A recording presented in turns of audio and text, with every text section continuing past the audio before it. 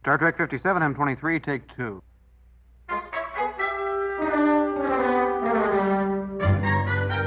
It's got Star Trek. Episode 73. Deep Space Nine, Season 6, Episode 14. One Little Ship.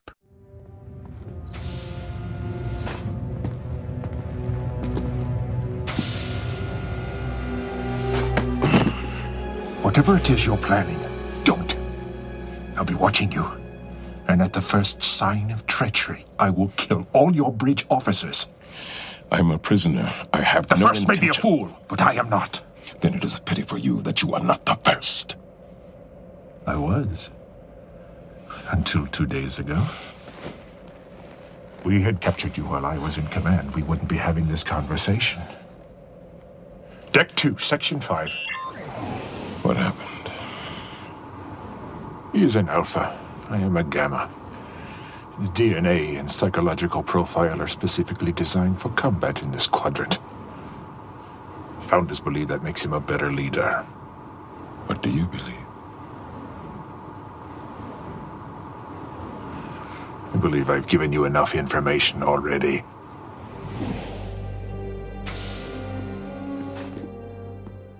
Okay, so what we're going to do is start the podcast Ooh. Start. Right now. Let's do it right now. right now. And episode, can you remind me, Jesse? Is it which episode? 73? It's 73. I knew it. Cool. I knew it. Episode 73 of the It's Got Star Trek podcast.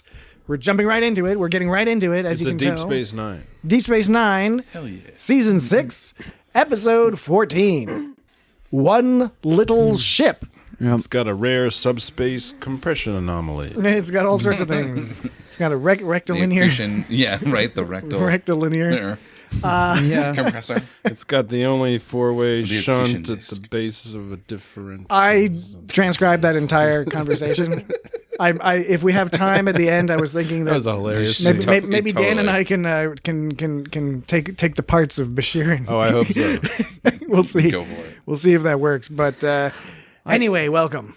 Why did they have the tractor beam on the shuttle? It says it was supposed to minimize the effect of like spatial distortion, like that. It's supposed to prevent them from shrinking too much or something. I didn't understand really. They like Part of why that was peculiar is couldn't have they just said like to hold on to them so they Yeah, don't that- fucking slip away? Right.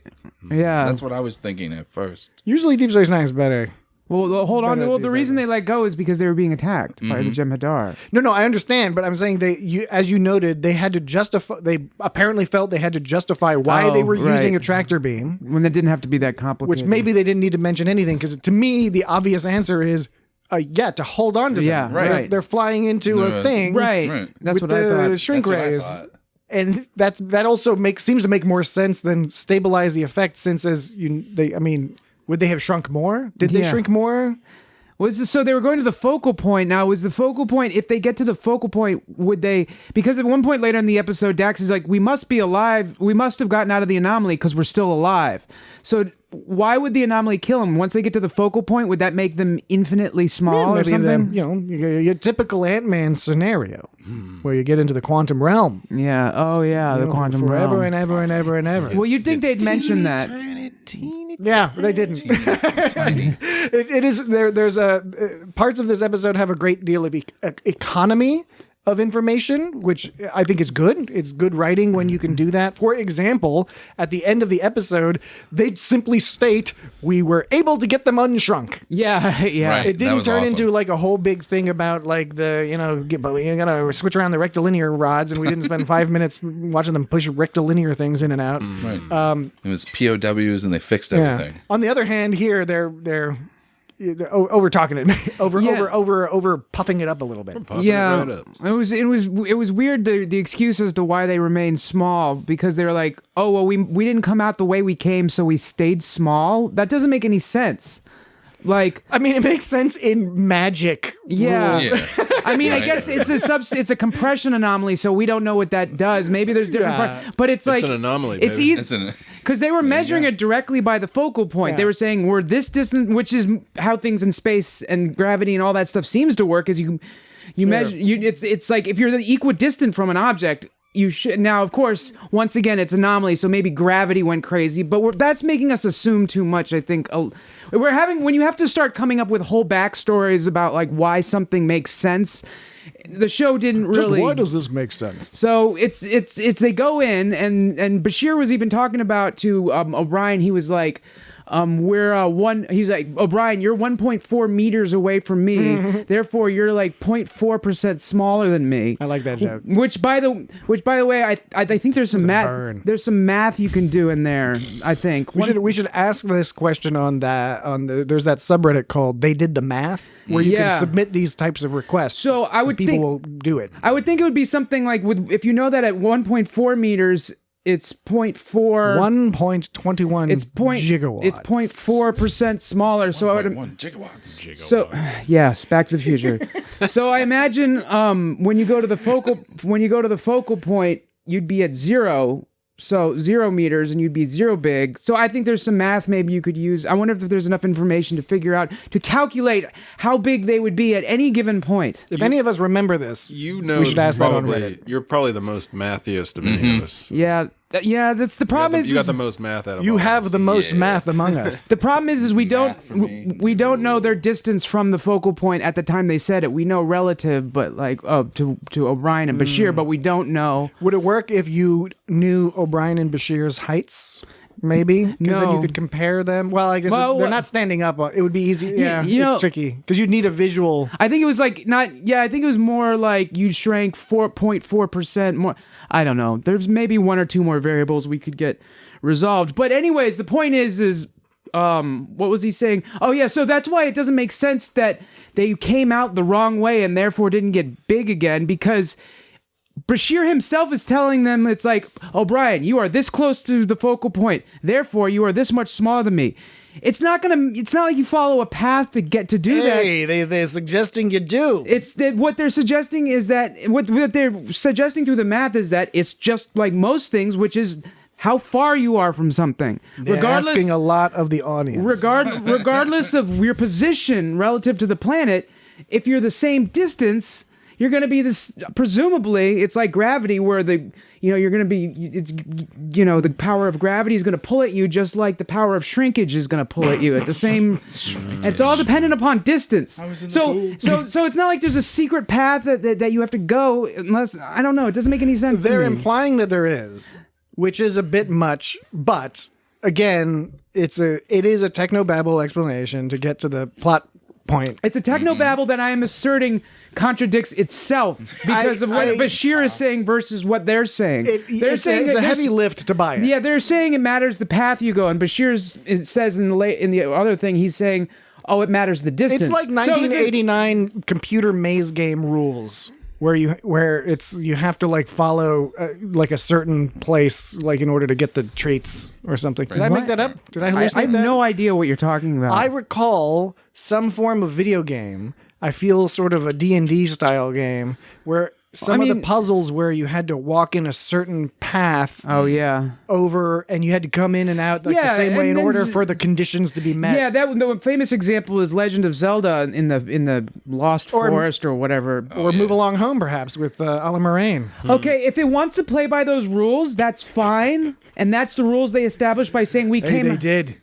That's the rules they established. This was the 90s, Dan. These are the rules. Like, if they want to play by those rules, which they established by saying we came out the wrong way, that's fine. The problem is it contradicts the rule that Bashir stated when he was talking to O'Brien, and that rule he stated had nothing to do with the secret pathway. The rule he stated was simply, all that matters is how far away we are from the focal point. All that glitters is not gold. Am I making sense? Do you see You are making sense. Like, do you see how they're contradicting them? There's their own rules. But what I like is that the authors of this story, the writers and the producers, seem to be well aware of how silly this concept was. Fantastic voice. Because what they do is they put Kira. They place her right at the beginning of the episode. Yeah, she's laughing. They place her as the audience surrogate to call out the plot as being stupid and silly, to permit the audience to just be like, all right. Yeah. Suspend disbelief, brother. Is that why she was laughing? Because Kira pops the balloon. She represents the fucking audience yeah. who's like, wait a second. This is ridiculous. What? and then she's all giggly. That's the second time I've seen that's the only second time I've seen Kira laugh. She never laughs. And this is probably the first time we've seen Worf make a joke and even smile and do the closest to what Worf is. This is the closest He Worf does is. more jokes periodically, but It was. this is It one of the few. was funny that he was like, "What's funny about being small?" or something. Yeah, that Yeah, was and good. then Nog was like, yeah. Worf was. This is the closest I've ever seen Worf to laughing in terms of like, haha, I made a funny joke. He might laugh as in like a warrior's laugh, like, ha ha ha, we won the battle. But that doesn't count. That dude is dead. Right. Yeah. I snapped killed his him. neck. He's completely dead. Yeah. That Jem'Hadar he's dead. So Kira laughing, but Kira and Worf laughing is unusual, and then there was like some jokes at the end. I don't know. We'll get to the end. That was good at the Soon end. enough. Though. Did you? Who says did you don't enjoy have a this sense episode? of humor, Dan? Dan, Yeah, right. What about you guys? Jesse, Jimmy? Did you enjoy this? I episode? did enjoy this episode because Yeah. it plays. It's humorous. It's goofy. And it's fun. Yeah, it's goofy. The little ship is flying around. Yeah, it's like Fantastic Voyage, like homage. I mean, for sci-fi, that's is. how it's. But Or the Incredible Shrinking Man. yeah, Although like, the it's inner, a- what was it? Inner Space was like kind of a reboot of Fantastic Voyage. Yeah, it was. Yeah. It was. Yeah, the ship looks so cute. It does all the look time. really it's all cute. flying And it's like around. pushing buttons on panels. And Yeah. consoles. there's Like- That was the most. That was the cutest. Is when it was know. pushing the buttons on the panels. I know. When it- Natalie was like, "This episode is ridiculous." But it's fun though. Yeah, it's it's ridiculous. fun. It's absolutely absurd. And part of it, you have to point out the context is that this episode is buttressed on either side by really. I was gonna put depressing buttresses in.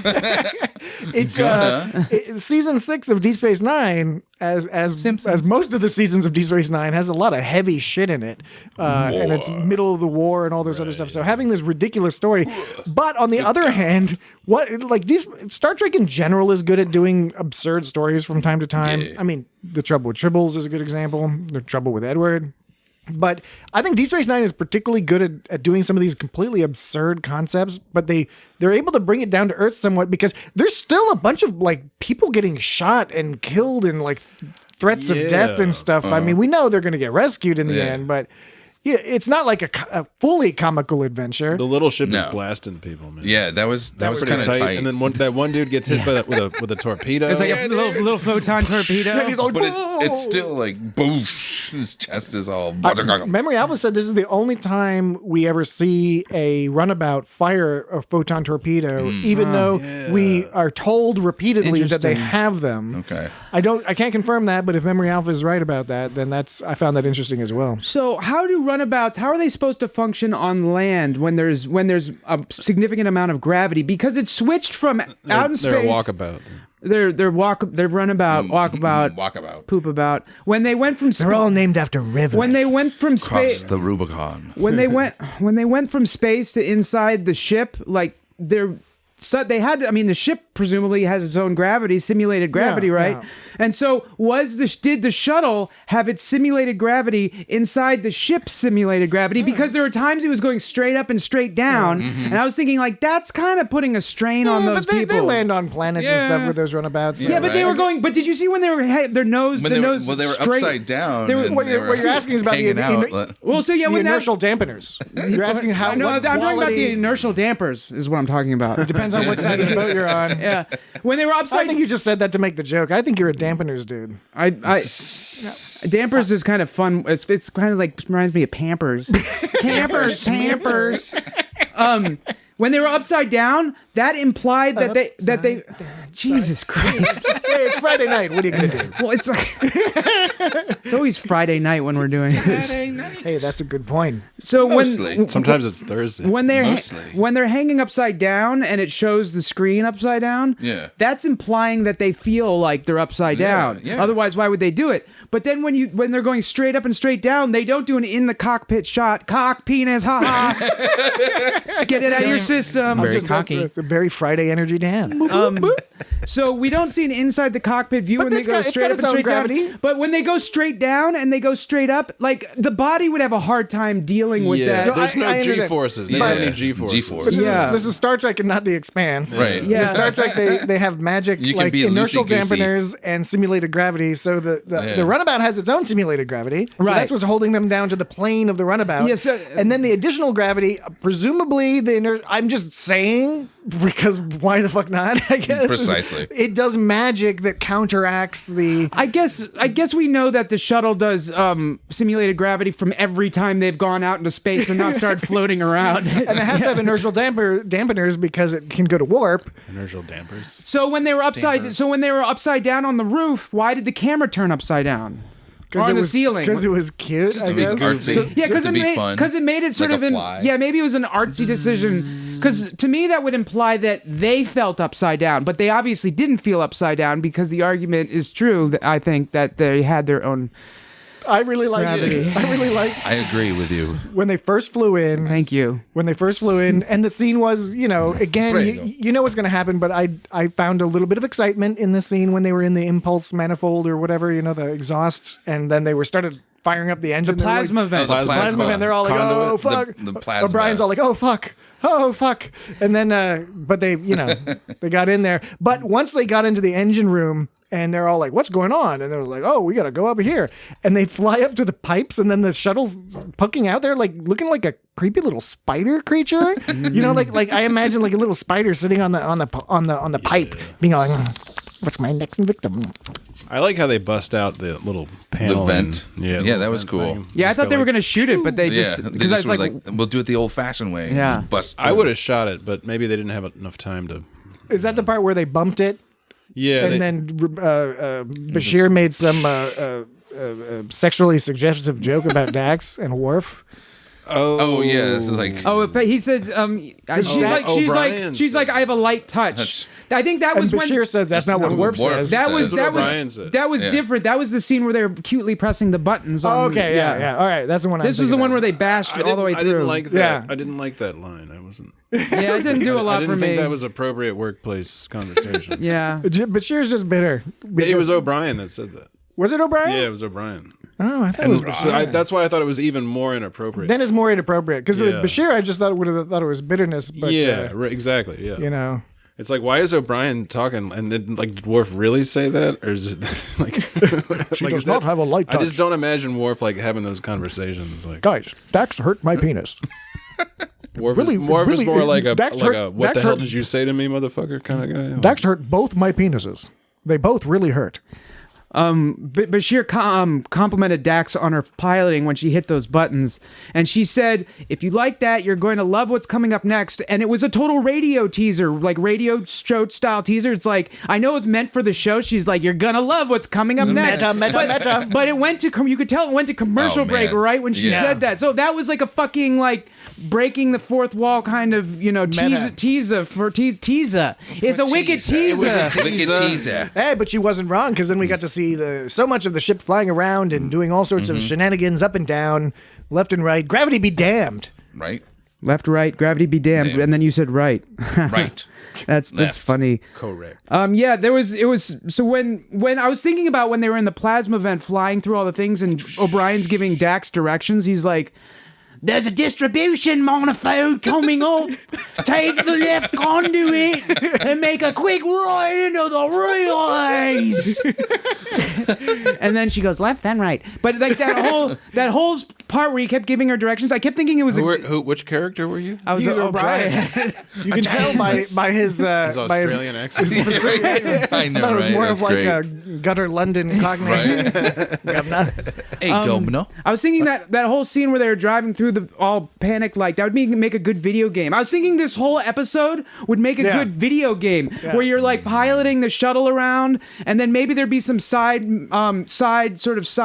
quests where you're playing as literally to the side, down corridors. Where you're playing as Nog trying to break into shit. So there'd be some kind of computer techno. But most or of if you it, get out of the ship and walk around. yeah, like they did. in the housing. Yeah, totally. The focus Circuit housing. the focus of the game would be around the shuttle story, and so getting out and into the circuitry housing and not getting electrocuted, that would be a whole level having itself. air. Would they have a Yeah. DLC where you could climb up one of the Jem'Hadar's butts? You got to look for that Yes. four-way shunt. Yes. You got to find that Jem'Hadar. four-way shunt. Apparently, this idea, even though he didn't write it, I was just going to mention that Rene Echeverria came up with this idea back in TNG days of the basic idea of a shuttle crew. They get shrunk down, and then they save the Enterprise D, which has been captured. And he kept pitching it on TNG, and everyone was like, no. And then even on Deep Space Nine, everyone was like, no. And then finally in season 6, they were like, sure. They were like, sure, all right. All right, let's shut this guy up about this shit. You know, that's interesting because I was thinking that this had a vibe of like a TNG or maybe even just more just classic Like a Star Trek. TAS vibe. Yeah, more standard sort of Star Trek vibe because they even say at the beginning, Sisko says at the beginning that he's Captain Kirk. They forgot to Captain Pike. They forgot to update the script. they kept saying, did I say Kirk? This is Captain Picard. Did I say Kirk? No, No, Patrick did. You were saying it has the vibe of the old show, and I was saying he that was it like was Captain Kirk. originally pitched there. It would be funny if the script wasn't updated, and then so he used the wrong name, and then So Sisko was saying, he was even saying that they that this assignment was a welcome change from the months of combat duty. So that's kind of like admitting, like, yes, this is the Defiant, this is some kind of crucial battleship, but we're going on some kind of exploratory mission. You know, and it's like, why is the Defiant, this crucial battleship, which is not the Enterprise, going on this sort of peaceful mission to explore some shit? And so even Sisko admits that this is a welcome change from all the combat duties, saying like, yeah, I know this is weird that we're doing this, but that's what it is. And that makes sense that it was originally a TNG pitch because it had that vibe of more of an, like I said, the original, more Star Trek, because DS9 is so, you know, stationary because it's a station. Right. So it's station. Stationary. So, but with the ships, this is a mission where they get to be on the ship. And how many Defiant missions do they really do where they go exploring on the Defiant? You know, 2. I don't know. Yeah. Anyway, Right. They do some exploring So- here and There's a lot. there. It's a war-heavy situation. Right, like, we're gonna look at this. We're gonna look at that. And so this was a classic one where someone takes over the ship kind of episode, which happened in TNG, which happened with arguably more of a lasting effect in Enterprise, because that actually ended up with some new history and lore. This didn't really end up with anything new. So there wasn't any kind of lasting effect. This was a more of a fun, lighthearted episode, even though this and the Enterprise one where they were at the Vulcan monastery and they get attacked by the Andorians, it's the same kind of style of episode, except it's vastly different at the end because they accomplish Discovery gets something- taken over. Discovery too. They Yeah. get did it? taken over. Yeah. Which season was that? Third season. Third. Yeah. Yeah, Oh, when third, the Orion. Oh yeah, you're right. Yeah, you're right. So, So that it just happens it's throughout. Yeah, yeah. what's funny though is I think that Mud takes over the ship at one point. Rene Echeverria, Right. he pitched this idea over and over to multiple producers, including Michael Piller, and then Ira Stephen Bear took over for Michael Piller, and he pitched it to him, and he still said no, but then later he approved it, and then sometime later down the line he had this quote. Somebody asked him about one little ship, and Ira Stephen Bear said, "How many shows can do a salute to Land of the Giants, to the Incredible Shrinking Man? We had to do it. We owed it to all the schlock science fiction that had come before us. If we hadn't done it, it would have been a crime, a creative crime, and, dare I say, a crime against humanity itself." Nerd. wow, that's he thinks highly of himself. Yeah. Powerful words. And that's Right. this is for a pitch he turned down a few times before finally letting it through. Yeah, I gotta shut this guy the hell up. Probably. It was an interesting kind of fun episode that maybe didn't establish as much as I remember it establishing, but it just explored some ideas, you know. What's interesting here is we have complained on a couple of recent episodes about storylines where the writers had too many ideas and tried to get them all in the plot at once. The way to Eden was like that. The Survivor was a little like that, where it was kind of like, yeah, if you just kind of picked one or two of those, it would have worked better. And Deep Space Nine is really good at the tight writing, and they didn't have any fluff in this episode. It's just very straightforward. It's like, here's the problem. The ship is taken over, and then sci-fi solution. There's a little ship, too. Little shit. End of the day. What is kind of interesting about this episode is they did do a very interesting thing that then the show never followed up on, which they had intended to follow up on. And it somehow they dropped the ball somewhere, and learning about that, it upset me a little bit because it's interesting, which is the dynamic between the alphas and the gammas. Yeah. Which in this episode was played like it gave the character bones to the plot in that it was youth versus experience, and alpha, is like the alpha bro guy, basically, the bravado, that sort of thing. There's touches of racism there, like you're constructing a new race of people, and then and they're immediately decide they're superior to these other people and treat them respectfully but poorly. Yeah. Right? Yeah, there was. I caught that. Like that just explodes in your face. I was like, "Ooh, that's a nice whiff of that supremacy stuff." Yeah. Yeah. So there was the scene where is Kudakatan, who is just some kind of guy we see once, and then Lamatican, which was the number one gamma. You're my number one gamma. He was the elder, right? Yeah. Well, no. Kudakatan was just some dude. No, I'm talking about the second guy.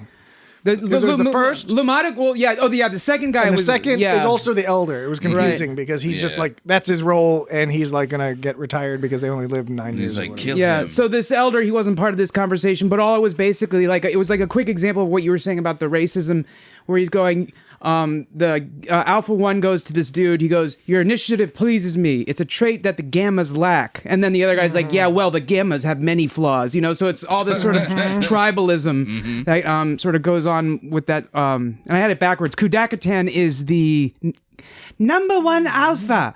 And then Lamatican is just some dude. Are all the Vorta just goofy? Yeah. What was that thing he was wearing on his head? He had some crazy Deep Space Nine eyepiece. was pushing that in season, I think mostly season 6. Was it supposed to be a view screen? Yeah, and it was also connected because they did a brief thing where they were doing hollow projections, which every time it doesn't work. Like in real life, people don't want that shit. They're like, yeah, the screen is fine. And so they had those like eyepiece things that they were pushing for a while. Google eye thing. Yeah, they showed that. Didn't catch on. It was weird because he's looking into this eyepiece with a screen, But he's not but the looking at camera the camera. is like off to his right, looking at him. Well, part of it is and that- he still. Well, I'm sorry, and the second time he still has a screen because the first time he's focusing on his eyepiece, the second time you see him, he's focusing on the view screen. On the view screen, so you don't know why he's going. It was in the earlier in the season, I believe, when they when they're dealing with the Jem'Hadar ship and they take it over, there's no view screen and there's no chair or whatever, and so that there's they have to figure out that they have to like put that thing on their head to like control the ship and just stand there in the captain's spot, and because they're so cool that they don't need chairs. They seem to like the chairs fine if they're around. Where we're going, we don't need chairs. Oh. Yeah, Back to the Future. But they said get rid of the chairs on the bridge. Yeah. Oh yeah, that's right. They were like, fuck get these rid of chairs. these chairs. I was like, Yeah, damn. some of them like the chairs. And what was the? Maybe they like bean bags. What's the deal? So the chairs, they live a life of misery. But what's that white? The chairs live a life of misery? Yes, the chairs live a life of misery. Okay. I thought that's what you said. That's what I heard. The Jem'Hadar live a So life speaking of Jem'Hadar, like liking it rough, yeah. Making it rough. They like it rough? Make it smooth, make it rough. So the white, that stuff that they like it rough with the white. Right, what's it called? On their face. It's called like something It's called like the white or something. Barrington White. Multiple people have compared it to semen.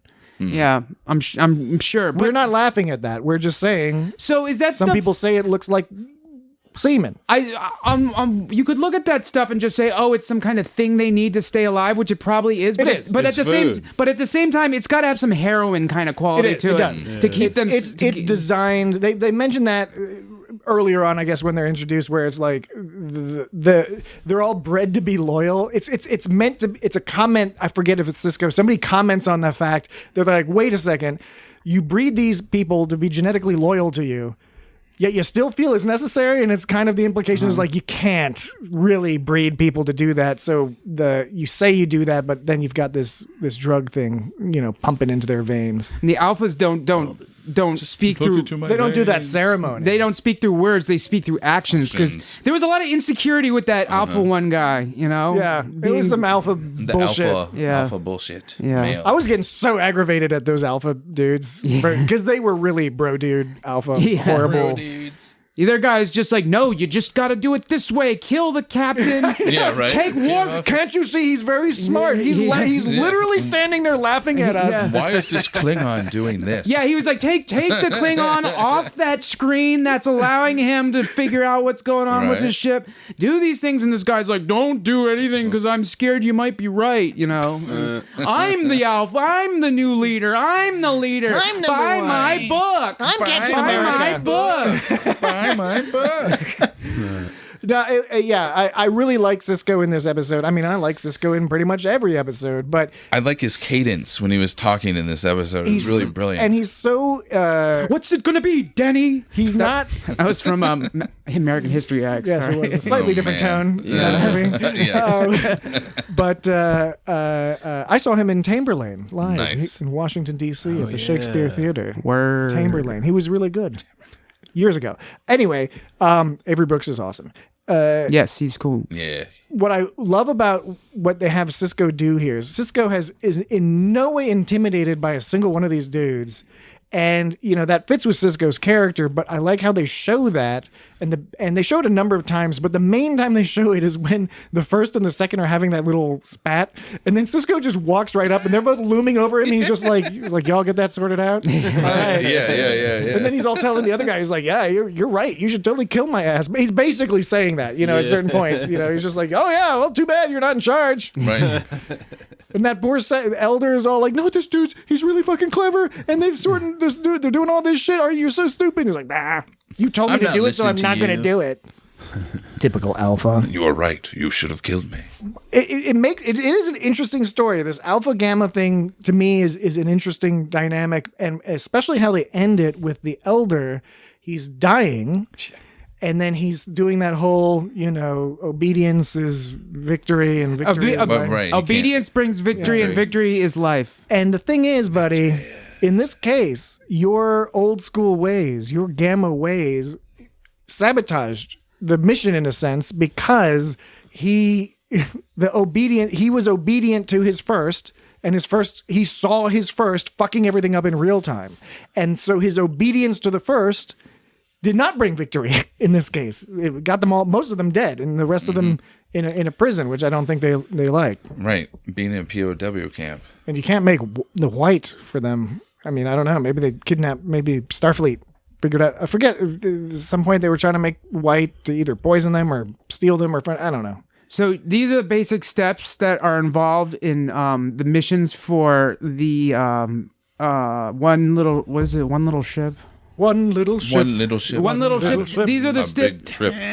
These are the steps. The different Crossing the Rubicon, the different levels for one little ship's video game, and I can bust through these really quickly. And it all depends on you guys. So the first one would be avoid the Jem'Hadar death because they're attacking. Would that be modeled off of the Avoid the Noid video game? Was that ever a video game or just a marketing? It was a marketing, but it was an NES This game. is what I'm talking about. Like, I'm saying this is conversation. Yeah, this is conversation. I'm asking. Yeah, it's good conversation. So that I'm just telling you when you get on. I just want to break it down to you. When you get on my case for taking too long on a segment, just know that this is happening. There's taking too long. I think there was a couple times. I often encourage it. There's a couple times where you're like, we like, hurry up, we got to finish the podcast. And I understand because you're editing it, and I have respect. For that. That's not about cutting off a too long segment. That's about cutting off a too long podcast. Yeah, sometimes I feel like you've done it mid segment. It's not a big deal. Okay. Anyways. I called Dan up the next day. I'm like, Dan. Yeah. Dan, I got to tell you something. So what were you saying? You went 10 seconds too long on that colonoscopy joke. Yeah, oh, man. Avoid Jem'Hadar death. You said avoid the Noid. Was that a video game? And then you said something. I said, yeah, I played it. It was on an NES game. There was a spot. It was a Domino's game, dude. There was a spot. The block. So a 7-Up. There was a 7-Up game. Yeah. Spot game. There was a right. Pepsi game. Was it skateboarding? It was for the McDonald's game. game. Oh, McDonald's. It I was didn't like know it was a Pepsi. 4-player Othello. We're all Yeah, really, well, it was really like, old. yeah, some kind of weird game. It's supposed to be kind of fun. We're all so old. Okay, so the second level is Dun-dun. enter the plasma vent. They have to get. They need to make it more Spaceball style. The plasma event was kind of super straight. Well, so part of getting in through the plasma vent is they have to enter through the anti-backflow valve, which is tricky, as O'Brien said. We didn't get to see that. No, we didn't. I wish we did. Yeah. Maybe it cost too much money. But then once they're in the plasma vent, the next part of the level is they have to escape it. And then they have to then you have to bash through, sneak around, and you have to go be cute on the tubes in the engine room without being caught, like a spider. Like a clever little spider. Then you have to escape the next level is you have to escape the engine room. You have to wait for the person to come through the door and open it, and then tailgate that person through the door. And when you do that, there's going to be a trumpet fanfare that plays in the background. It should be all awesome. And you should zoom through the door. You're like, There was a whole bunch of Deep Space Nine trumpets in this episode. Yeah, the best one was the first one when they open the shutters and Bashir discovers that. And they add an extra little musical thing that is almost more Star Trek V style or something, almost a Jerry Goldsmith little extension where it's more major key. It lifts you up briefly, which you don't get a lot of on Deep Space Nine. So it's all like, whoa, this really is interesting. It's so big, this tiny little ship. I mean, because the Defiant's not that big to begin with. And when you know that, and then you see the little ship, you're like, oh, they're little. It's really little. So the next level is you follow close behind Gamma 1, that dude, to get to the bridge. So there's a lot of sort of stealth missions. The next level is you have to be cute and open the bridge door with the shuttle nose. That's a sneak. With a light touch. With a feather touch. But leave the sexual harassment out of it if you could. Yeah, leave that comment out. Then there's a whole inside the circuit housing where you got to find the plug and don't get fried, and that'll be some kind of terrible level that everyone will hate because it'll be the only level. It'll be like Operation. It would be the only level that doesn't take place in the shuttle. There's always that one level that's different from all the other levels, and people often hate it because they don't program it well. Yeah, because the walking mechanics won't be high quality. It'll be all exactly. janky. Right. It should be like an Atari. Although I think it'd be funny if on that level, because you were talking about, Jimmy, how it could be like the game Operation. I think it'd be even funnier if, that thing that Bashir almost sat on and almost fried all his synapses. It's from 20 microamps. I think it would be funny if that was the only one. Yeah. Because it really seems like everything else, they're just ripping around and sitting and O'Brien's sitting on shit all the time. I noticed that. Yeah, they were only caring about that one thing. So it should be the game should be like it's only that one thing. And you'll probably never see it. Yeah. You might not even be anywhere near it's it. It's like, let's sit down. Psh, you're dead. Yeah, what was up with that synapses deal? Bashir's synapses. Yeah. Synapses. Is that a British thing? Or is that a Star Trek thing like sensors? Maybe a little of both. Yeah. Maybe it was an error. Error. Like error. Sysop versus Sysop. Nothing can possibly go wrong. Yeah, I always said Sysop, but I know you said Sysop. Yeah, and I respect that maybe Sysop wasn't the appropriate way, but it sounded cool. It did sound cool. Zelda 2, I am error. Oh yeah, there's that one character. And there's that dude, you just go in and he says, I am error. All our base R belong to us. That I Am Error thing was the name of a band that it was my first experience with chiptune music. That's basically music people write that sounds in the style of 8-bit, 16-bit, okay. but 16-bit. And sometimes they're real simple to sound exactly like it. Other times they just they're super complicated and crazy, and and so TurboGrafx 16. So it's all awesome music that there's a whole genre of music around it. And the first time I ever heard of it was this band called I Am Error. I don't know if they're easy to find on the internet, but they probably are. If they're chiptune music, they're probably all over the internet because was it a single artist or was it multiple people? I'm guessing it's a single artist. It seems like a single otherwise artist. It should have been We Am Error. Okay, I should have known that was leading to a joke. The last not a joke. It's that sounds awesome. Literary observation. Yeah. I am error. We am it's error. Grammar. We am error. We is. Humor-wise, it works. Whom are error? Whom are error? So and the last level is you just got to go back to engineering and fight it out. Yeah, I know, right? And just fight it out. That was really great. A lot of ass kicking. Yeah, because did you notice that door that Jem'Hadar went in before the shuttle came in and started shooting everyone with photon torpedoes? That door was really small. Like that Jem'Hadar was about the same size as Worf. How tall is Michael Dorn? Like 6'3", 6'2", 6'3". He's pretty tall. He's a got to big be up man. there. Yeah, so but that door was too skinny and it was too short to engineering. It was made for Geordie LaForge or something, you know? Oh man. Yeah, or The future host of Jeopardy. Yeah, yeah. that's cool. Oh yeah, that is pretty interesting. Yeah, they'll only hire him if he actually dresses as Geordie LaForge, though. That's going to be... That would be kind of rad. I'm glad to see him on a repeating sort of show. It seems like he likes that sort of deal. I agree. you can knock 'em We're all talking about out in one LeVar day. Burton. Yeah, it's For true. those not in the know, You can do a whole LeVar Burton. But you should look at that scene right before the shuttle starts going ham on everyone. Is that door that the Jem'Hadar is standing by is way too small. There's no reason to make a door that small. So are you going to have that Fake door? doors. Is that going to be in the level of the video game that you made? One little Well, door. yeah, because that's the one little yeah, door. right. That's One little door. Does that lead to the bonus level? That's actually the door that the shuttle comes through to attack them all. That's the entrance door. It was the exit door for the Jem'Hadar, but it was the entrance door for the shuttle, if you know what I'm saying. Yeah. So a lot of doors go both It's ways. an That's entrance. right. Yeah. Not an exit. But yeah, that fight scene was pretty tight. Yeah, it was It fun. was cool. There was only Like- one shot of Nog, and it was at the very end. He's like pointing a gun around as if, and he then they did beat the anything. shit out of him. They're like, Mainly, anytime you get to see Captain Sisko or Worf fight, and Yeah. particularly Captain, I dude, love Worf is fun. Well, Worf Yeah, is Worf fun. is Worf. He just broke the dude's neck, And he it's does like, all that like kind of staccato Klingon style stuff, which I love. With Sisko, he's just brutal. Yeah. Anytime he fights anybody, he's like, "Ugh!" He's just Yeah. smashing people in the Although- face. and Yeah, shit. no, I like his very rigid kind of He's from style New of Orleans. fighting. But he did one of those. Yeah, he did one of those classic Star Trek moves where he did a back. He was like, He did a back fist, but it was a Yeah. totally weak back fist because there was no. It was like the opposite way. There's no. Yeah. There's no hips in it. It's just Right. he took a punch and made it really weak. Weak. Like back fist can be super strong, but you have to like. move your torso. Yeah, and that's kind Pivot.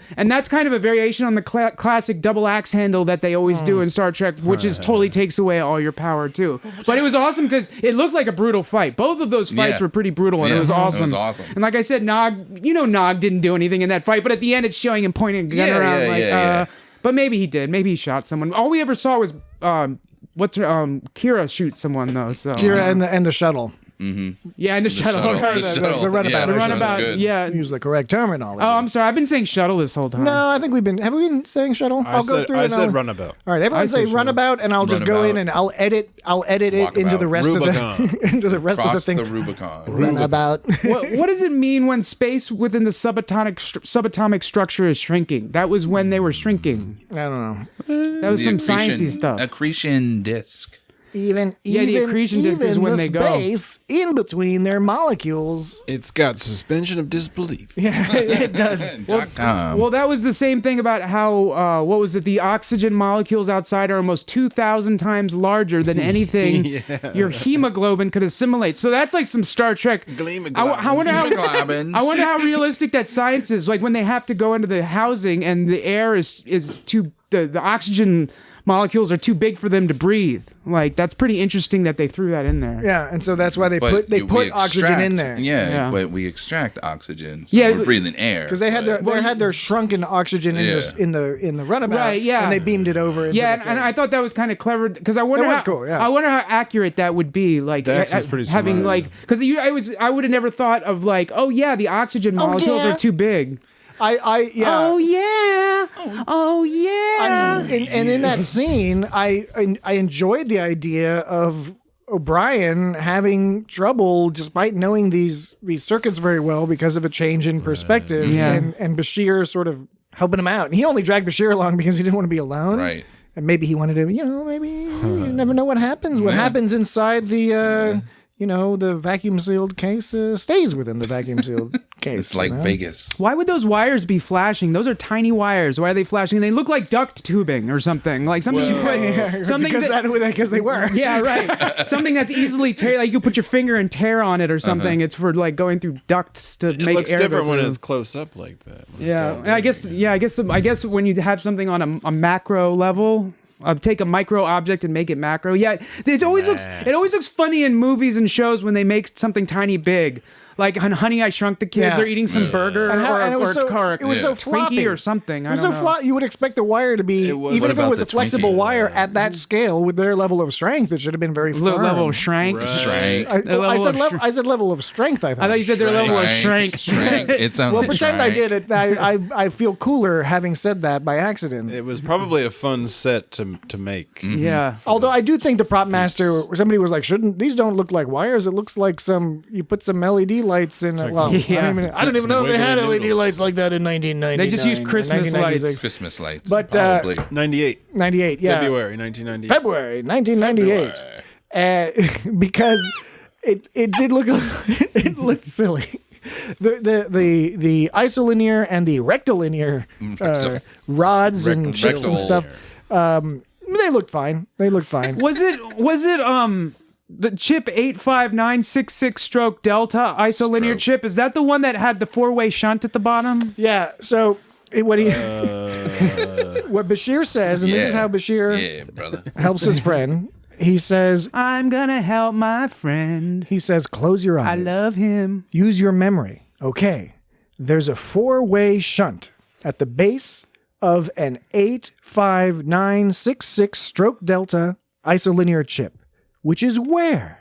And then O'Brien says, the only 4-way shunt near a 6-6 delta is at the base of the master differential relay. Yeah. That's got to be it. And then Bashir says, so the interlink we want has to be? And then O'Brien thinks for a second. He's like, that way. Yep, that's what happened. That was a pretty good recounting of what happened. Hilarious scene. Yeah, it was a hilarious scene. And I brought it to life so flatly on, No, I think it was good. No, it was good. You guys should work that up, and we can record that for the next podcast. We can do it. You guys can do a dramatic. Dramatic reading. One-man table show. read.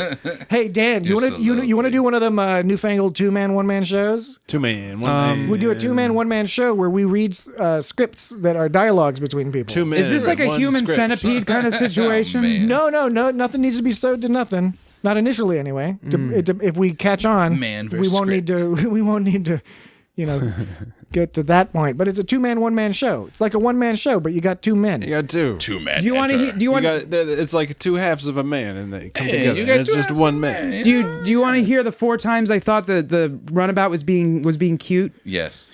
So there was the It was Number the one. whole time. Number one. Casey Kasem, number one. Number one. The number one cute time of the shuttle. when it was bashing through the hatch to escape the superheated plasma. Now they went to the engine room near the warp core. That was really cute. It was. Yeah. Number two. Number 2. It's cute. It's cute when the ship hides in the pipes like a spider. You were saying that was cute. I mentioned that was very already. cute, yeah. It was, and we mentioned this part. Number 3. It's so cute when the ship goes beep beep on the door control panel with its nose to open it up to the bridge. Beep, beep. Yeah, that was super Do you cute. have to now? Do you think I had a question about that real quick? Yeah. Do you think? I just thought you'd click it once. Why do you need to click it twice? Were they know. trying to be realistic and be like naturally there'd probably be a little bit of a bounce, or do you have to tap it twice? Tap it. I think- Security or something. I think they had to tap it Tap it, twice, tap it, maybe, tap or it, maybe tap you're it or maybe you're right. twice. Maybe the first one was just her getting her bearings and like not fully hitting it all the way. She was Yep, like, okay, that's I can true. give it this much force. Right. Yeah, A it's soft Right touch. in it, right into feedback at It's Got Star Trek, and let us know what are your thoughts and touch. on the 2-tap versus 1-tap situation. And the 4th time, as we talked about this too, is when the shuttle shoots cute little photon torpedo things that somehow make the Jem'Hadar fly backwards. Yeah. That's supposed to make Kills them. Oh, it's the inertial dampers that keeps the shuttle from flying backwards when it shoots it. Yeah. Do you have? And also, 'Cause that's like- that's photon one of those- torpedoes are that- self-propelled as well. Oh, that's right. Oh, yeah, you're right. Torpedoes, right? Yeah. It's not like a rail totally, gun or You're something. totally right, bro. You're Bro. totally right. Do you have any runner-ups? Because I have a couple I might add to that list. Although I please. really like your list. Thank you. I thought it was very cute when the runabout was hiding next to, I guess, like a box of tools or something, and then Dax was talking about something, and then all of a sudden, like a Jem'Hadar hand was reaching out, and it was all like, "Oh, we got to dip out." Yeah, there's like, Yeah. and then it goes away. Yeah. And though it's cheesy, I did think it was very adorable at the end when we see giant Worf and say hello to your and wife. we see little Dax in the window, and They're all you also see waving. O'Brien. Yeah. and then and they're waving. They're and then waving. It's giant cute. Worf. It's funny. This whole episode was one of those situations where nobody knew where to look when they were looking at the ship. And it's especially highlighted with, there was one scene with the Jem'Hadar where it was highlighted, but with Worf especially, because you could tell he was like looking. It's like when you talk to someone, you look at their ear or the top of their head. It looks like you're looking through them. Yeah. He had a and that's funny what, look on his and, face. Yeah, and you can also he didn't know what to do with his face. Right. And also, I wonder if we can notice the dilating of the eyes for the focus. You know how you, because it didn't look like he was focusing on a ship, but I don't know That's if a good call, yeah. But I don't know if I could actually see that without HD. You know, HD. HD's nuts. Oh, I was gonna say that. Well, what I will say is, here's an example. If you, as a producer, have a hard-on about seeing one of your... Oh.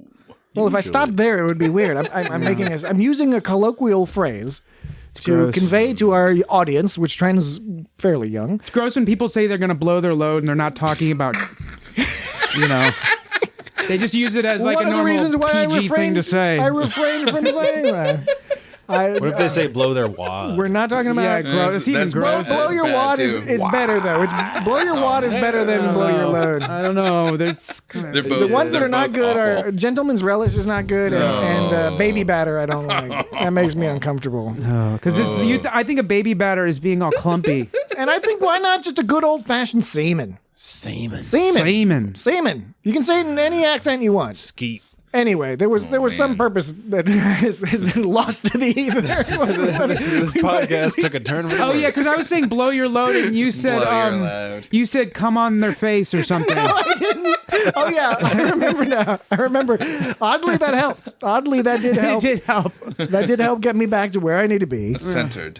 Which in this case is, I was saying that the producers, if you are a producer who has a hard-on, Yeah, that was it. to see one or more of your characters as giants, this shows you how to do it. Yeah. I'm looking at you, the infinite Vulcan, exactly. which just had giant Spock for no Why are they so explicable big? reason. Why is We it don't so know why big? the fuck the clones are so there goddamn was big. no question as to why they were giant in this DS9 episode. It made sense. Exactly. Tiny, Because giant, they shrunk down. and you get Down, man. They were tiny. that Lilliputian view of Worf looking at his wife, and you're right. He's not quite looking in the right direction.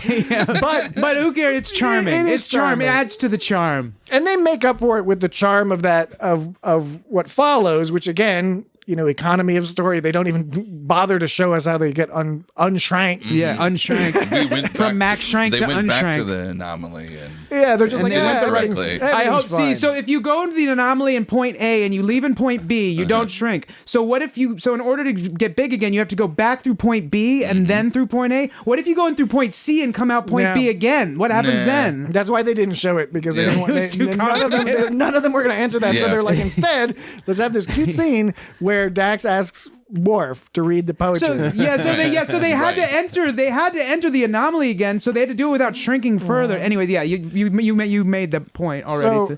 So yeah, the Worf poem. Which is both, as you noted, Dan. He's making a joke here because he says the poem, and I forget the exact. Does anybody have the exact words of the there poem once handy? was a little ship that took a little trip. Yeah. And Wait. it seems so silly, and it seems very out of character for Worf, which is what makes it funny.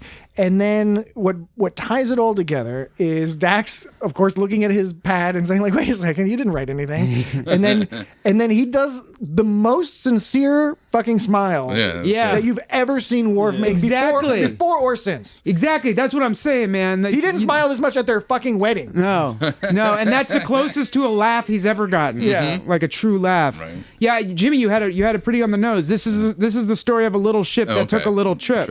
Okay. Yeah, that was Okay. good memory. And then Worf does that weird laugh, and it's great to see him laugh, but it's a little bit weird. And then Dax has that sort of like, Yeah, I like when he's all like, you can't judge me or whatever. I don't want to Being be humiliated. I don't. Yeah, and she's like, oh no, I won't. Like that whole exchange. Like Dax has this look on her face, like, oh yeah, like totally patronizing him, and it's he kind of awesome. and also he knows her. He Yeah. knows that she wants to demean and humiliate him. which I think is great. But, a lot of guys are into that.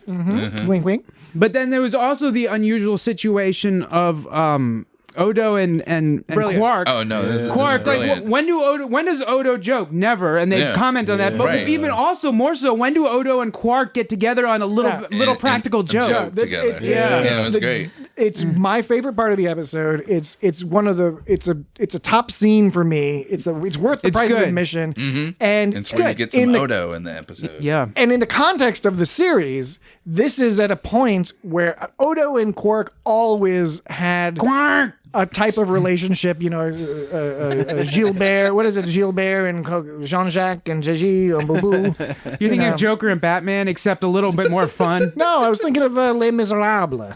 None of those are. Javert. Javert. Yeah, I know you were thinking of Les Miserables, but I was like thinking like also Batman Joker kind of. Yeah. Except not as fun. This is more fun. The Odo Quark thing is more like there's more levity to Quark it. doesn't murder a bunch of people. They love each other. Yeah, there's a love there, and there has been a form of love there and a familiarity for a long time, but their relationship gets closer over time as they go through various adventures, particularly the one where they get stuck on that mountain and have to Oh, right. and Odo is a solid at that point, like breaks his leg, and Quark has got to deal with him.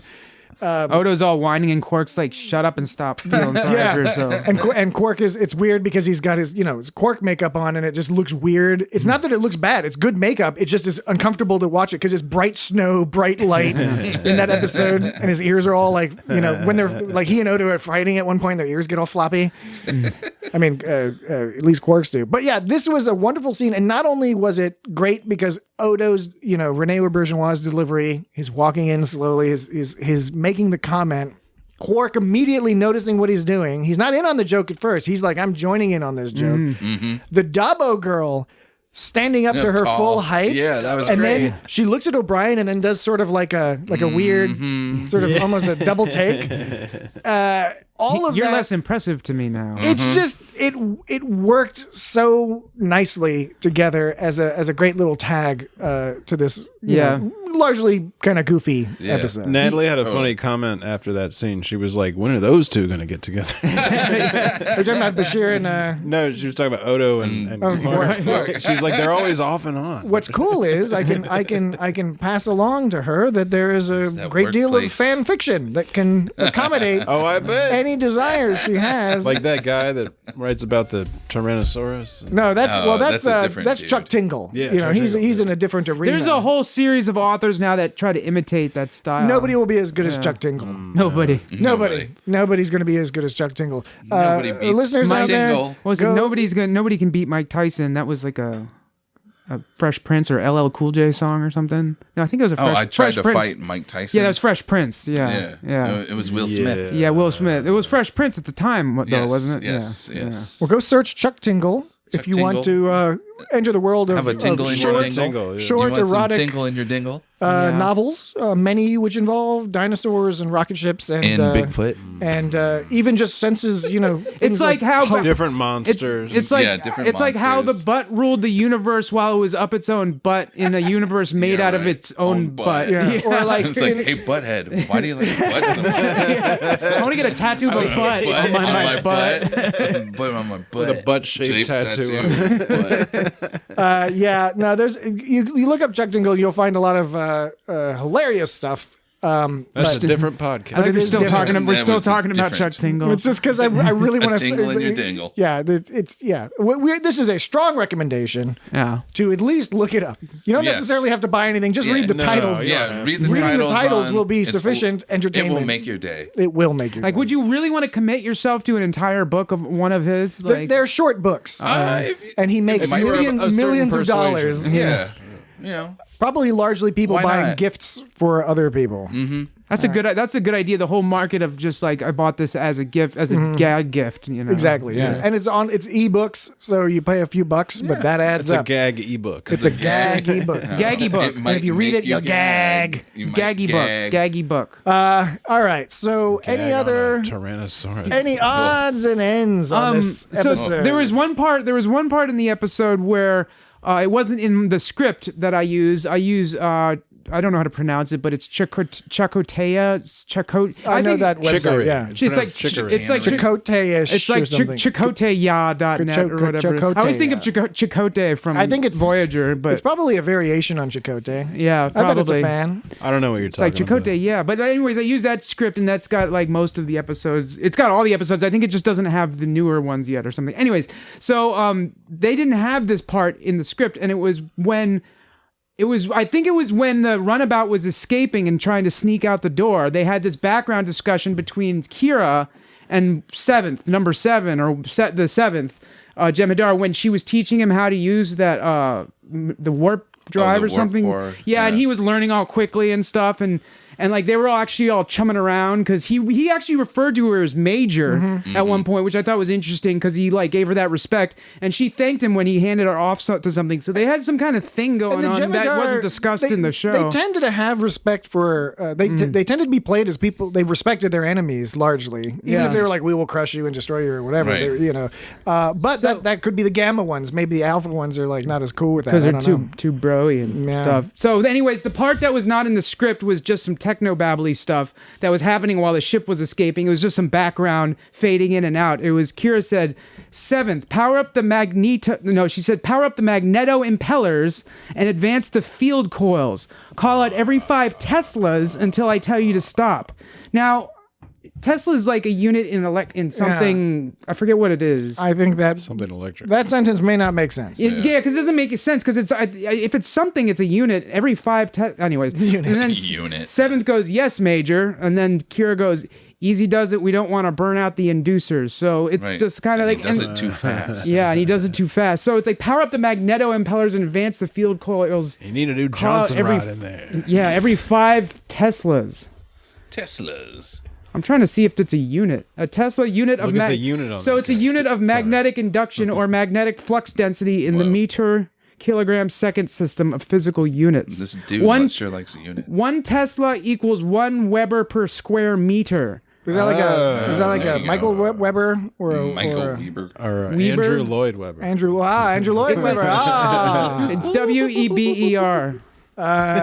We should do a unit on units. Took my shoe. Maybe we'll do an NFT. We were discussing doing an NFT podcast. We could do an NFT podcast called "It's Got Units," and it'll just be will just be all about units. And we'll have Randy Johnson And you can bring pop in and out. I'm the big unit. you can email us with your favorite units, and we'll talk about them, and we'll like rank Kelvin. units against each other. I'm a big fan of Kelvin too. Kelvin's So- got crazy numbers. I'm So- all about it. The Weber is named after the German physicist Wilhelm Edward Weber. Weber, yeah.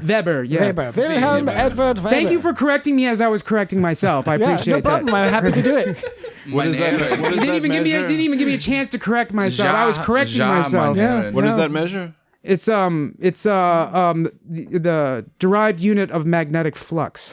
It's the SI derived unit of magnetic flux. Flux capacity. Word. And SI stands for Sports Illustrated. Did he invent Yes. the Weber grill as well? Yeah, he did. Yeah, It was originally made using magnets, but then they found it only went one way. It was his brother Chad. It worked Chad much Weber. better with charcoal. and fire. Chad Weber Yeah. invented the Weber grill. It was Chad Weber. Chad He was always Weber. jealous of his fucking Chad. stupid cousin who's all magnets. The reason they stopped using it is because they found that the pellets they would find inside the chickens they shot were reacting to the magnetism. So whenever they would spin the magnets around to make the fire burn hotter, it would actually throw the chicken in circles because the magnets, the same pole thing This is pushes a- the chickens This is away. one of your more Magnetic fascinating. buckshot. This is one of your more Magnetic fascinating fictional buckshot. anecdotes. Yeah, it's- I guess that's. I mean, they're always great. That was top excellent. notch. Top notch. Because I visualized it. I visualized a raw chicken spinning, being dragged across like Yeah. a. It was like a virtual coal grill. colonoscopy. Well, remember in Back to the Future 3 when Marty met his uncle or his great grandfather or whatever, and he was without- eating and no hat. yeah, and he was eating the chicken, and he kept having to spit out the Yeah, the pellets. Yeah. Yeah, They were probably lead. Frisbee far out. Yeah, That's a good frisbee far out. They got ZZ Top playing that. Yep. I like that they even throw in like a guitar spin. And Yeah, like yeah, the- that's right. They have ZZ to Top. do that when they play. They have to do all those little moves. Yeah. It's part of their song. Yeah, Part of their it is. thing. It's awesome. It's got Back to the Future. And ZZ Top. It's got ZZ Top.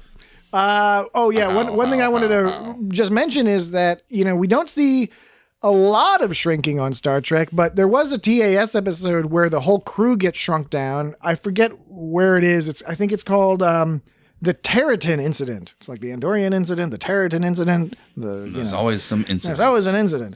But the Territon incident, I haven't seen it in a million years, so I can't remember the plot beyond. I think that the people get smaller, but the ship stays the same. And so the whole challenge is that Kirk and crew are having to climb up to push a button. It's all like it probably looks all silly, and probably the resistance is all uneven because it's really a big thing. Yeah. So it's not like it's TAS too, Yeah. so it's like that added will that make it look more real or more ridiculous?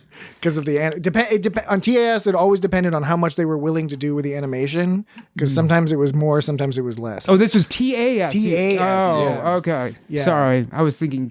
Sometimes when I hear TAS, I think you're saying TOS. It's quite all right. It's a rookie mistake. It's a quandary. This episode Yes, sir. had an exploding console. Yeah. It's fucking exploding consoles. Why do they explode? They should make them so they don't explode. That's how people die. They're so far removed from what's going on outside. Why does all the electricity travel through and blow them up? Haven't they heard of black a rocks, fucking fuse? rocks I know, come right? out. Where's Yeah. the fucking fuses? Yeah, and then it was funny because that one dude, he gets fried by the console and he just falls down like, bleh. He's like, and Kira jumps and doesn't pay attention. Just never happened. She's like, fuck that guy. And then it was happened to her a minute later. Although I couldn't tell if it was just the ship bucking or not, but she got fucked up too. Well, I was watching that and it just popped into my mind. I think a hilarious idea and an awesome idea. I think it's both hilarious and awesome if they would do this on Star Trek Discovery.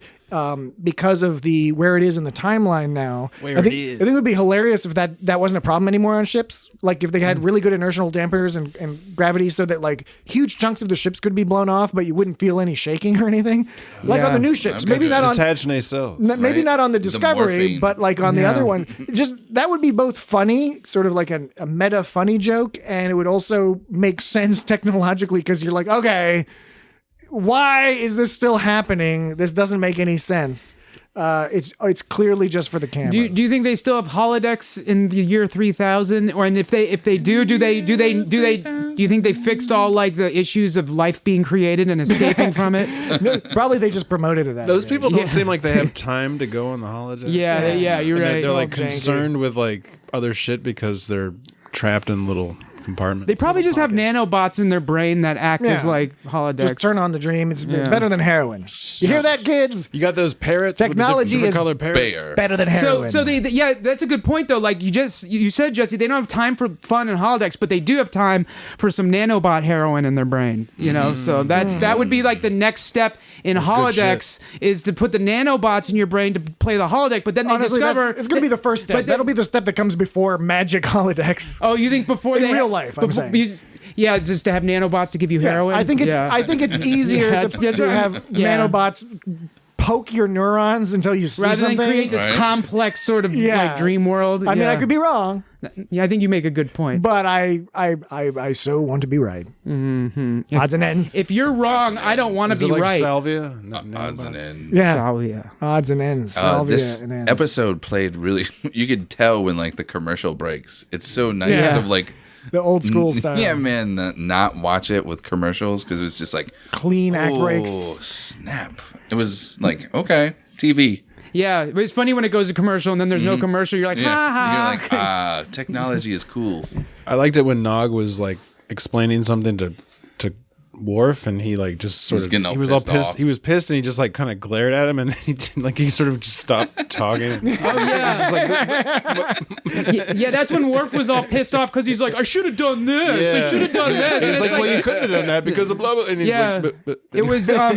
He said the Jem'Hadar approached us from the anterior angle of the anomaly. Their warp signatures. Rectilinear. And then he said their warp signatures, and then he got cut off, and that's when Kira was like, "Come on, give the little I guy a know. break." Basically, Yeah, give him a little I bit do of not a need him to tell me anything. It's what is it like to work with that guy? Because he just gives you these looks I'm gonna tear your fucking arms off, you little Ferengi shit. yeah, And it seemed like they were going to be best pals in the beginning of the episode Right, because right. Nog had Worf's back about some kind of comment about The Dax poem. or About thing the about, oh yeah, like- the poem. That's right. That's Yes. what it was. All right. Well, I think we've covered everything. I think we're covered. We can cover. We got this one. We got this one. About one little ship.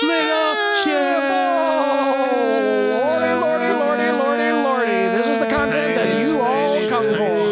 NFT, an NFT podcast in which we only talk about units. Coming right up. Unix. Unix. Yes, let's do it. This is Unix. I know this. Yeah, I know. Yes. Just like what's her name in Jurassic Park. Park. Jurassic Park. Jurassic Park. Get in the The car. We'll see dinosaurs. Jurassic We're Park. all crazy. At the theater. Hey, hold on to Hey, your at the butts. theater. Hold on to Dude, your butts. Sorry. There was a movie with Sam Jackson in it where he said, "Hold on to your butts," and I'm trying to remember. It's I think- Kong Skull Island. That's right. It was Kong Skull It is Island. Kong Skull Island. They did. They must. Last thing he says before like getting off the helicopter is he's like, "Hold on to your butts." They did that on purpose. They must have done that on Oh purpose. yeah, of course. Like, other than I don't mean they just wrote the line. It's not like he sat down and the line fell out of his hand. He's like, whoa. It goes through like 100 rewrites, and then they get to the location shooting, and then Sam Jackson's like, "Wait a second, you can't use that line. Yeah, right. I'd use that elsewhere. That's ridiculous. I never repeat a line." Stupid So- Hollywood. But that was his most memorable thing from Jurassic Park was he It said, was. "Hold on to your butts." And the your most butts. memorable thing from One Little Ship, that depends on who you are. Is Sisko and Worf fighting with their butts? I Toot toots. I like all of it. I always enjoyed this. It was episode. interesting because Worf did have kind of a different style than the His Sisko. style tends to be more staccato. Yeah. Where he like kind of does individualized like discrete moves. That's kind of like in a kung fu movie. Yeah. That's kind of how they do it. Cisco's more just like, I'm gonna beat the fuck out of you. Yeah. And he's very successful at it. It's great. Yeah. Even though that back fist had no power to, like, it was kind of a weird, awkward back fist. I guess you probably, not that I know everything, but I know enough to know that it's like swinging a baseball bat. You put your hips into it, and back fist like that doesn't put your hips into it. Even though it looked like it did no power, it looked cool as shit. It did. It made him It look looks like badass. because he just throw him. It's like he threw him a backhand. He's like ha. You Get know? off my goddamn ship. Yeah, it flowed. It looked cool. All right, so we don't know what we're doing next week, but there's Hell a place. no. There's a place you can find out. We know it's going to be Star Trek related content, and the way you're going to find that out is by following us on social media. And if you don't, it'll just be a surprise. It will be a surprise, and you'll be like, I don't know what the deal. I mean, you'll see the title. Well, I'm just gonna You'll see find the out title next in the week. RSS feed. But the social What do you media think about that? Social media is at It's Got Star Trek on Twitter. Tweet. And Instagram and Facebook. Face. And we're on YouTube. Yeah, YouTube. Right? Click you and can click. on that, And subscribe like to that, that. and like that. It ain't going to hurt you to Save it. subscribe and get some of those videos. We have a new tradition where we're just going to say Apple Podcasts Apple and Podcasts. iTunes. I a forgot lot. about Apple iTunes. Podcasts. iTunes and Apple Podcasts. A piece of toast. Because Piece of toast. we could have been Apple podcasting about Apple Podcasts. Yeah. Oh yeah, Apple Podcast is an Apple podcast Podcast. when you Apple Podcast can- and you listen can to get Apple. us- Good Apple Podcast. Good. Enjoy Apple Pick me up Podcast. some Great. Apple Podcasts. Very informative Apple Podcast. Discover new things. Apple Podcast. You should toss in a few iTunes in there just in case. iTunes. Some people like the old iTunes. style. Listen to iTunes. iTunes. Yeah. iTunes. iTunes. iTunes. You ever see a Are we word on- over and over again and it iTunes. stops holding any iTunes. meaning? We should get on iTunes. Spotify. We're on Toboggan. Spotify. We're on Toboggan. Spotify. We're on Look at everything. That's Spotify. you see. I just Toboggan. Go to We're on Reddit. everything. don't. I don't listen to Toboggan. it. So. We're on everything. Toboggan. But Toboggan. Go to the MySpace. theory we Toboggan. had, audience folks, is that that if we mention Apple Podcasts, then maybe we'll get more listeners, get higher up in the rankings on iTunes, and it could be a iTunes. coincidence, but we did get a whole bunch more, Yeah, it listeners iTunes. It totally iTunes. works. this week. So we're gonna Apple keep doing that. Apple Podcasts. It's gonna be Apple Podcasts. obnoxious. The cool part is we don't have any commercials because we don't know how, and we don't need the money. We don't understand capitalism. Do you want Capitalism. do you want the ability to do one thing at all on the Apple fucking ecosystem? Apple Podcast? Just Apple use Podcasts. iTunes. You have to use iTunes. That's iTunes. right. If you want to do iTunes. things on the Apple, iTunes is the only way to go. Or Apple Podcasts, or Google Podcasts. Google. yeah. Or everything else. Every fucking goddamn place you can get a podcast, you can find us. And if you can't, well, send us an email. Do you want to put a video on your iPad? iTunes is the way to go. That's right. No file system that you can interact with. iTunes. iTunes. MP3s. iTunes. That's right. All right. So that should do it. That should do us very well over the course of the next week. We'll report back and tell you if we're going to keep doing this stupid nonsense. If you'll have to keep enduring this instead of advertising. We can switch it out for advertisements if you like, but you know, what are we going to do with all that money? Spend it on stuff? Nah.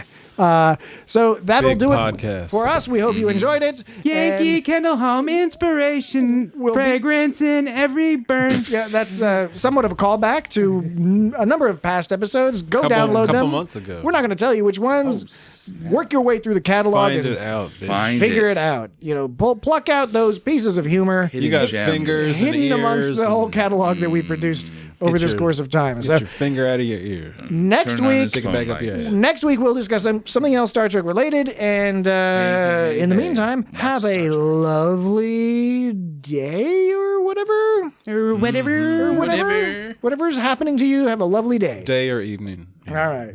Afternoon. Is there something wrong? Are you sure you've returned to your normal size? Of course. Why? Well, you both appear to be a couple of centimeters shorter than you were the last time I saw you. A changeling notices that sort of thing. I didn't want to say anything, but you do look a little on the petite side. Infirmary.